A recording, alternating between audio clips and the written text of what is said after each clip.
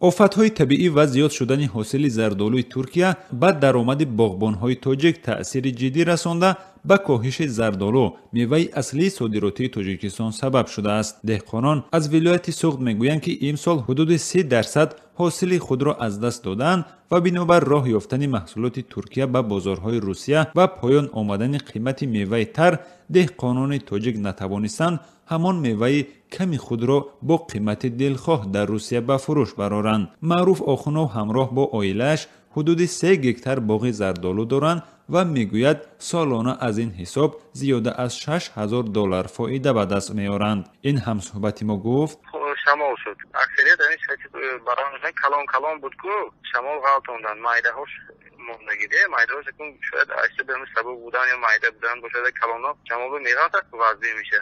мавсими ҷамъоварии ҳосили зардолу дар Тоҷикистон ҳудуди 1 моҳ пеш шурӯъ шуда, ҳоло ин навъи мева асосан ба хориҷ содир мешавад. Мақомоти вилояти Суғд минтақаи аслии содироти зардолу ба хориҷ мегӯянд, агарчи дар содироти зардолуи хушк тағйироти ҷиддӣ нест, аммо содироти зардолуи тар аз ин вилоят 1 баробар коҳиш ёфтааст. соли 2016 дар пайи ҷанҷоли Русия бо Туркия бар сари суқути ҳавопаймоии низомии Русия дар фазои Туркия, Москав алайҳи Анқара таҳрим ҷорӣ кард ва меваҳои ин кишварро дар баробари маҳсулоти дигар ба бозорҳояш роҳ надод.